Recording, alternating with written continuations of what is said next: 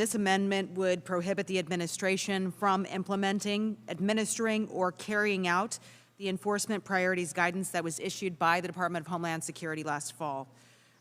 These enforcement priorities completely disregard the safety of Americans, and rather than empowering our enforcement officials to actually find and remove those people who pose a serious threat to our country, it actually ties their hands.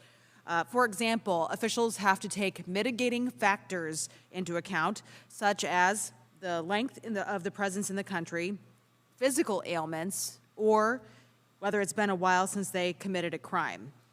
Someone can be a known criminal but not deemed a priority because they've been here a long time. I don't know what kind of standard that is, but it's certainly not one that my constituents support. An illegal immigrant who has committed a violent crime may not be able to be deported. It just doesn't make any sense. Agents are saddled with the arduous and nonsensical way of not enforcing our laws. They are essentially directed to research an illegal immigrant's life story before they can take any enforcement actions, again, even if they've committed a crime, in some cases a violent crime.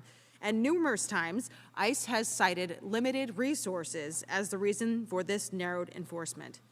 So I would ask, where is the request for additional resources from ICE? I'm sure we would be happy to supply them if they are needed to enforce the laws on the books. But instead, we are wasting taxpayer dollars on policies that actually do the exact opposite of enforcing our laws. They are making Americans less safe. So, a couple of simple things that we need to do. We need to enforce our laws as they are written on the books. This is a safety and security issue for every Iowan and every American.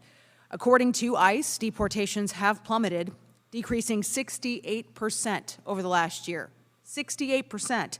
And just recently, it was reported that a known suspected terrorist was released into our country.